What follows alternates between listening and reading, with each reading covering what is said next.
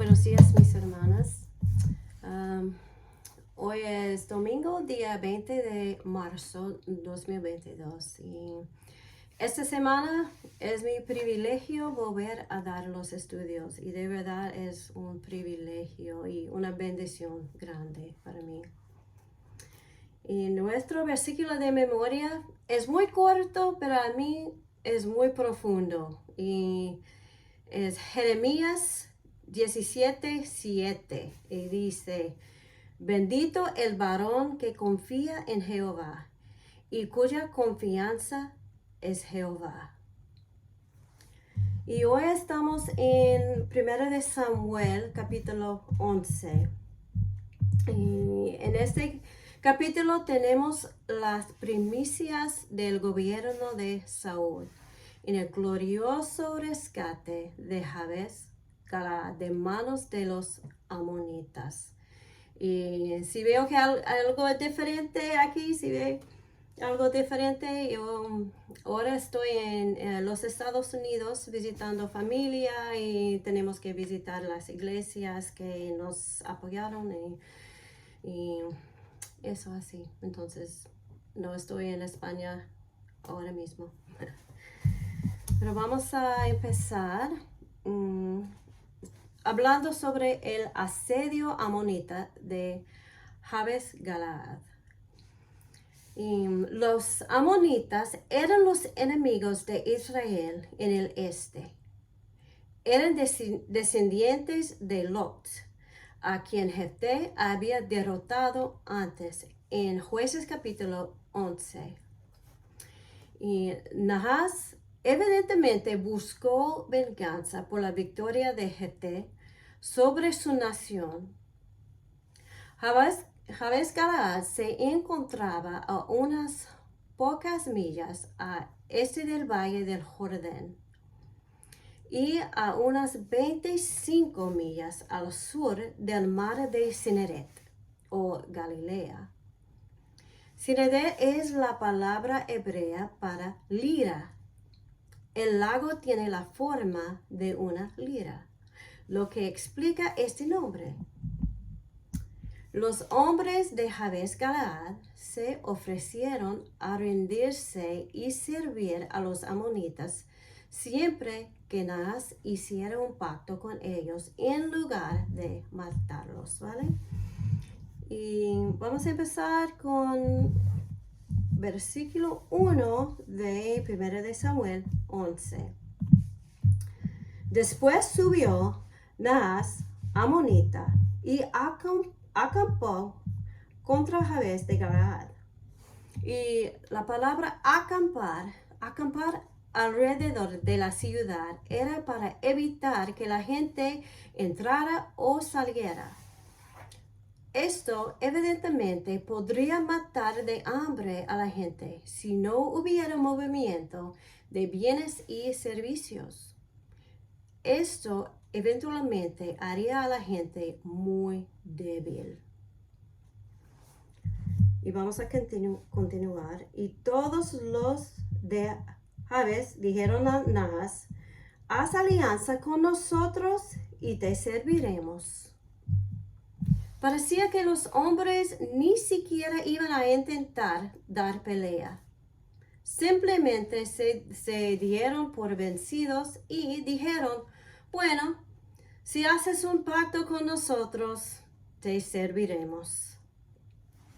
Y versículo 2. Y Nahas, amonita, les respondió: con esta condición haré alianza con vosotros, que a cada uno de todos vosotros saque el ojo derecho y ponga esta afrenta sobre todo Israel. El propósito de Nahas de sacar el ojo derecho de sus enemigos no era raro en ese día. Esta herida inhabilitaría a un soldado, ya que el ojo izquierdo generalmente estaba escondido tras el escudo. En versículo 3. Entonces los ancianos de Jabes le dijeron: danos 7 días para que enviemos mensajeros por todo el territorio de Israel. Y si no hay nadie que nos defienda, saldremos a ti. Creo que se están replanteando lo que le dijeron a Nahas, ¿no? Su condición era bastante dura, bastante fuerte. Entonces Nahas dejó ir a los mensajeros por dos razones. Primero, confiaba en la desunión de Israel y pensó que no podrían encontrar a nadie que los salvara. Y en segundo lugar, al permitir que los mensajeros pasaron por todo Israel, hizo grande su nombre y su reputación fue temida en toda la nación. Los hombres de Jabes de Galaad estaban en una situación muy difícil. Estaban horrorizados por la demanda de Nahas, pero también sabían que no tenían otra opción.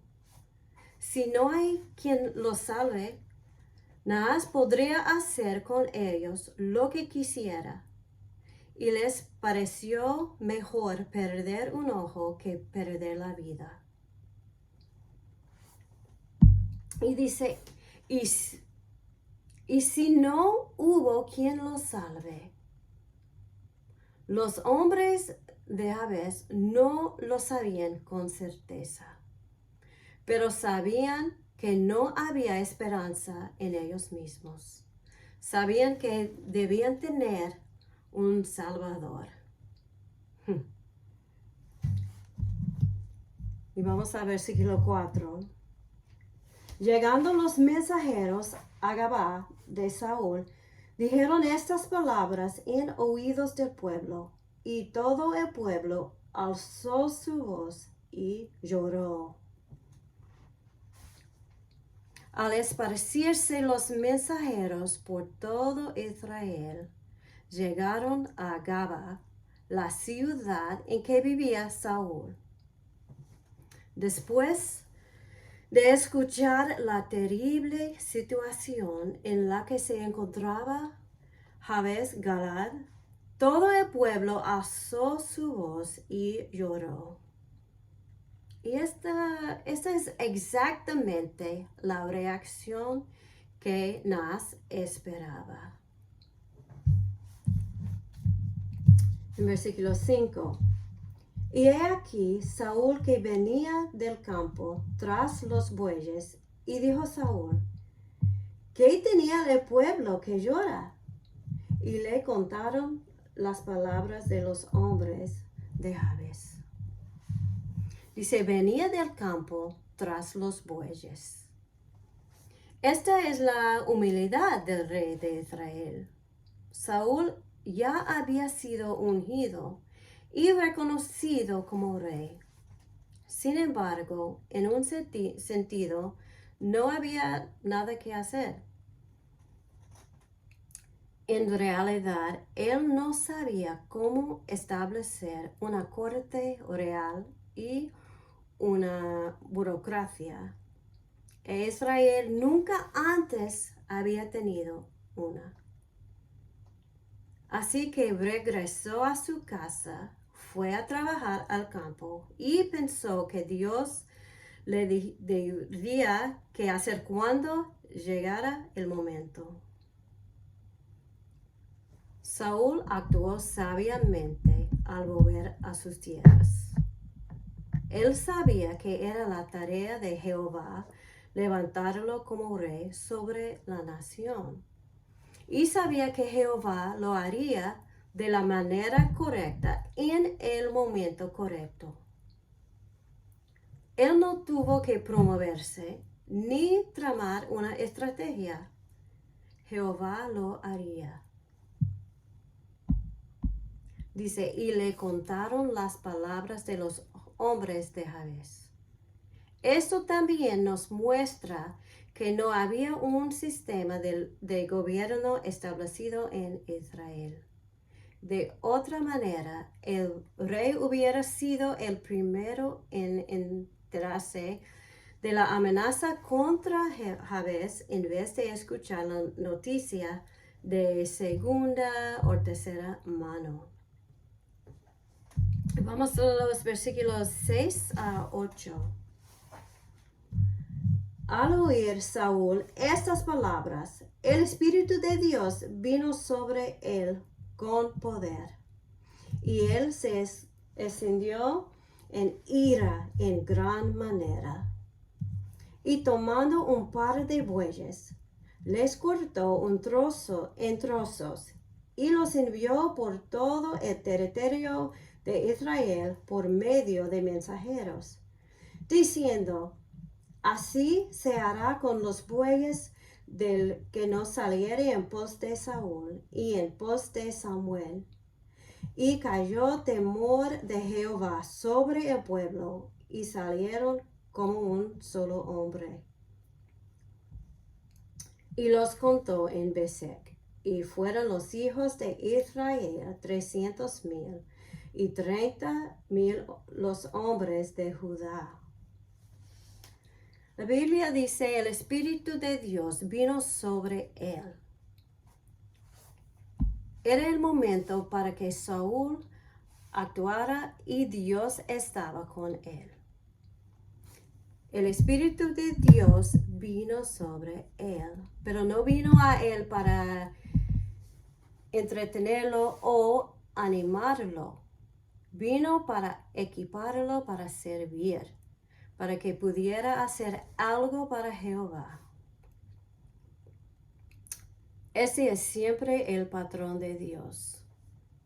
Él no quiere que busquemos al Espíritu egoístamente, sino que seamos fortalecidos y usados por Él para tocar a otros.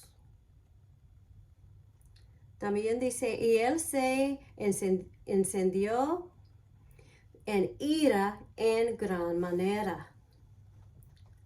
La ira dentro de Saúl era buena y dirigida por el Espíritu. La Biblia dice: airaos, pero no pequéis, en Efesios 4:26. Pero la mayoría de las veces nuestra ira es egoísta. La ira de Saúl no venía de un sentido de ofensa o daño personal, sino de una preocupación justa para la causa de Jehová entre su pueblo. Dice: y tomando un par de bueyes, les cortó en trozos. Al hacer esto, Saúl envió una clara amenaza para el pueblo de Israel. El estilo de esta amenaza parece más de la mafia, ¿no?, que el pueblo de Dios. Pero Saúl quería dejar claro, y eso fue muy claro, ¿no? Quería dejar claro que fallar al levantarse y defender la causa de Dios en ese momento era pecado y sería castigado como pecado. Cuando la causa es justa y la necesidad es grande, está mal no hacer nada. No hacer nada en esos casos es pecado. Y cuando llega a convertirse en el pecado de no hacer nada, sabed que vuestro pecado os alcanzará. Y dice Números 32:23, voy a leer. Mas si así no lo hacéis, he aquí habréis pecado ante Jehová, y sabed que vuestro pecado os alcanzará.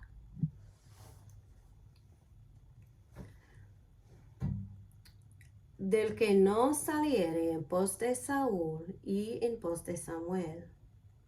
La inclusión de Samuel implica que Saúl espera que el profeta lo acompañe a la batalla, tomando en cuenta el hecho de que Saúl estaba respondiendo al Espíritu de Dios.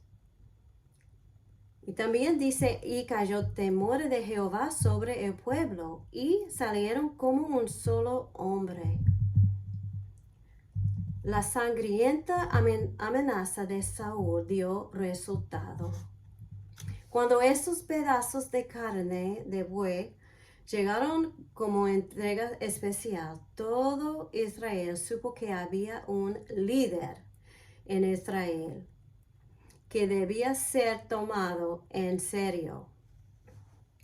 Ellos sabían que Jehová los llamó a hacer algo sobre de la crisis en Jabes Galaad. Versículo 9. Y respondieron a los mensajeros que habían venido. Así diréis a los de Jabes de Galaad: mañana al calentar el sol seréis librados. Y vinieron los mensajeros y lo anunciaron a los de Jabes, los cuales se alegraron. Claro, con este mensaje. Antes ellos no sabían si habría alguien que fuera a defenderlos. Ahora ellos sabían que tenían a alguien para defenderlos. Saber que tenemos un Salvador debe darnos alegría. Y tenemos un Salvador, ¿no? Versículo 10. Y los de Jabes dijeron a los enemigos: mañana saldremos a vosotros para que hagáis con nosotros todo lo que bien os pareciere. Aquí ellos engañaron a Naas. Hablaron como si fueran a rendirse ante él, para que su ejército no estuviera preparado para entrar en batalla.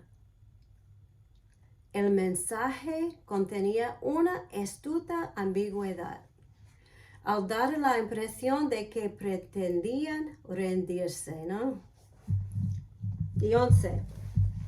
Aconteció que al día siguiente dispuso Saúl al pueblo en 3 compañías, y entraron en medio del campamento a la vigilia de la mañana, y hirieron a los amonitas hasta que el día calentó, y los que quedaron fueron dispersos, de tal manera que no quedaron 2 de ellos juntos. Saúl era un hombre de buena estrategia militar. Planeó el ataque antes de que comenzara la batalla. A través de las acciones de Saúl y con la bendición de Dios, la victoria fue total. Naas y su ejército fueron completamente derrotados, y la ciudad de Jabes Galaad fue salvada. Versículo 12. El pueblo entonces dijo a Samuel: ¿quiénes son los que decían: ¿ha de reinar Saúl sobre nosotros? Dadnos esos hombres y los mataremos. En este momento de gran victoria, los que apoyaban a Saúl querían exponer y asesinar a los que no lo habían apoyado como rey anteriormente, como se describe en 1 de Samuel 10:27, donde dice: pero algunos perversos dijeron: ¿cómo nos ha de salvar este? Y le tuvieron en poco y no le trajeron presente, mas él disimuló. Y voy a versículo 13. Y Saúl dijo: no morirá hoy ninguno, porque hoy Jehová ha dado salvación en Israel. Saúl sabiamente supo que este no era momento de tomar venganza de sus oponentes. Satanás, habiendo fallado en el ataque a través de Naas, ahora intentaba atacar a Israel, incluso en la victoria, dividiendo a la nación unos contra otros. Satanás nos atacará de cualquier manera que le sea posible y a menudo usa momentos de victoria para atacar. Es verdad, ¿no? Y dice, porque hoy Jehová ha dado salvación en Israel. Y en versículo 3, los hombres de Jabes Galaad se preguntaban si alguien los defendería. Saúl era el hombre que Jehová levantó para alcanzar la victoria. Sin embargo, el mismo Saúl sabía que Jehová ha dado salvación en Israel. Fue Jehová quien dio la salvación y Saúl fue lo suficientemente humilde para reconocerlo. En este momento de victoria era de lo más tentador tomar el crédito para sí mismo. Pero era humilde. 14 y 15. Mas Samuel dijo al pueblo, venid, vamos a Gilgal para que renovemos allí y el reino. Y fue todo el pueblo a Gilgal, e invistieron allí a Saúl por rey delante de Jehová en Gilgal.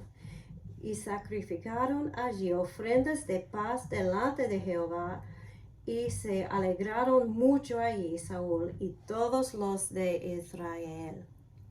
Era un tiempo alegre para ellos. También como cualquier otro, Samuel sabía que el pueblo no estaba completamente con Saúl cuando fue proclamado rey en Gilgal. Así que sabiamente ve este tiempo de victoria como una oportunidad estratégica renovar allí el reino en Gilgal. Invistieron allí a Saúl por rey delante de Jehová en Gilgal. No significa que Saúl no hubiera sido rey antes de esto. Él fue ungido como rey por Samuel en capítulo 10. Sin embargo, había un sentido en el que Saúl no era rey hasta que prácticamente toda la nación lo reconociera como tal. Y aquí se le da ese reconocimiento. Y se alegraron mucho allí Saúl y todos los de Israel. Ciertamente lo hicieron. Después de todo, ahora sentían que tenían un rey y un buen rey. Esa es una gran bendición estar bajo el cuidado de un gran y victorioso rey. Y hermanas, ¿no se alegran de que tenemos un gran rey? Tenemos el Rey de Reyes. En versículo 9, realmente me ayudó donde dice, seréis librados. ¿Cuántas veces tratamos de pelear nuestras batallas solas? Tenemos un rey grande y poderoso. Y dice en Éxodo 14:14, Jehová peleará por vosotros y vosotros estaréis tranquilos. Me gusta esta palabra, tranquilo. Y no hay nada que dé más paz que saber que tu Padre Celestial tiene el control. Y no estamos solas. Hermanas, tenemos ayuda. Hasta luego.